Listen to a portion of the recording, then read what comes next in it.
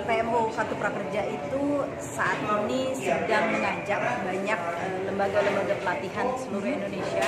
Silahkan untuk menjadi bagian dari ekosistem Kartu Prakerja dengan mengikuti seleksi. Bagaimana cara seleksinya? Silahkan masuk ke platform-platform digital yang kita sudah punya kerjasama, yaitu saya sebutkan ya, Tokopedia, Bukalapak, Pijar Mahir, Karirmu, Pintar, dan Sisnaker atau Siap Kerja ya sekarang namanya. Nah, di situ sudah bisa di-download, sudah bisa diunduh panduannya bagaimana menjadi LP, dan silahkan para LP-LP dari Sabang sampai Merauke untuk mengikuti seleksi, mengirimkan proposal mereka yang terdiri dari rancangan program pelatihan, siapa instrukturnya, dan bagaimana bentuk moda pelatihan yang ingin diberikan. Apa subjeknya gitu ya, apa kategorinya. Nah, kategori yang akan diprioritaskan adalah kategori yang masuk dalam 4 referensi kita, yaitu pekerjaan-pekerjaan yang dibutuhkan di masa kini dan masa mendatang. Ada future jobs, laporan future jobs, ada laporan Indonesia Occupational Task and Skills, ada beberapa yang lain yang bisa dicari di websitenya Kartu Prakerja. Nah, pekerjaan seperti apa sih gitu ya?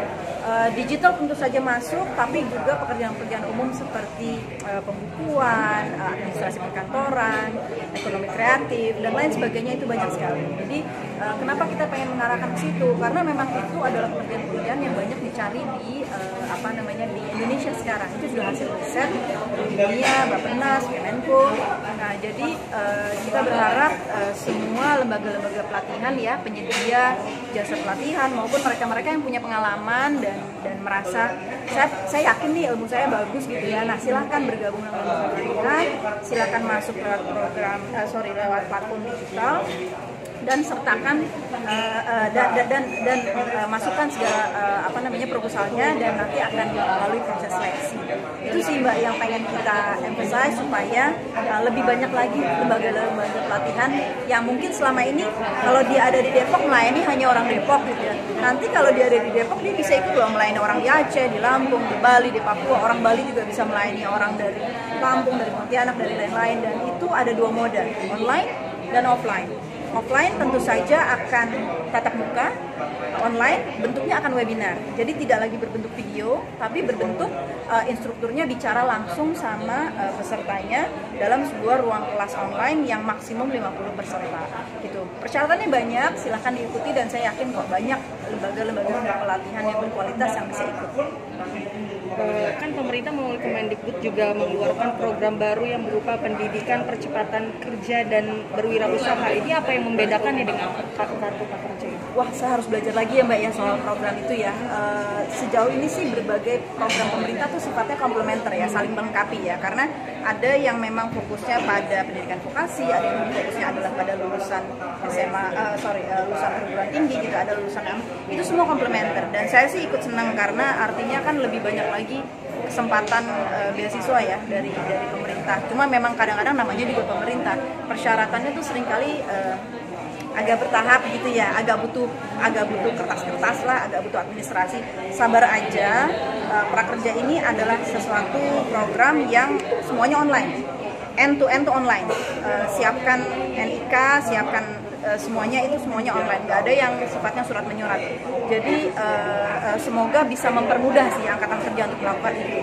Tapi di samping prakerja itu banyak program-program lain yang sifatnya kelokalan ya, misalnya pergi ke Dinas Tenaga Kerja, sekian banyak program, ada BLK, ada apa, itu hopefully itu semua akan makin menambah kompetensi angkatan kerja. Bukan IMF kan memprediksi 43% negara global akan menghadapi resesi nih. Nah, kemungkinan kan memang Indonesia juga bersiap nih dengan segala kemungkinan yang ada. Nantinya jika industri sudah tidak sanggup bertahan, ini kan berimbas kepada para pekerja ya Bu ya. Nah, seberapa efektif kartu prakerja ini menanggung kehilangan hak para pekerja itu sendiri?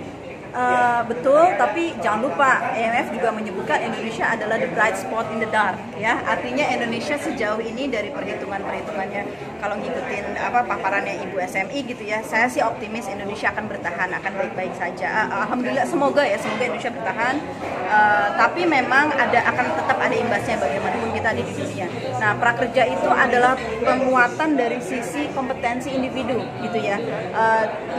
Tidak ada dari kita yang selamat dari lingkungan sekitar, hanya kita sendiri yang bisa menambah skill kita gitu ya. Apalagi setelah kita lulus sekolah, kita lulus kuliah, kita sadari aja apakah kita udah keep up belum sih dengan keterampilan yang dicari. Coba cari job portal, atau bahkan kita udah kuliah aja, udah kerja aja, kita kadang-kadang masih aku bisa Excel tapi aku nggak bisa nih pivotnya, misalnya seperti itu. Nah, tambahlah ilmu tentang bagaimana mengoperasikan Excel dengan lebih canggih lagi gitu kan. Nah, di sini fungsinya gitu loh prakerja. Bukan cuma untuk pengangguran, tapi juga buat menambah skill bagi mereka yang sudah bekerja, juga bagi mereka yang masih baru lulus dan mencari kerja. Jadi sekian besar yang ditampung oleh prakerja. Nah, hopefully sembari Indonesia bersiap menghadapi situasi dunia yang agak waspada seperti ini, teman-teman memanfaatkan juga program seperti ini untuk menambah skill. Hopefully akan aman.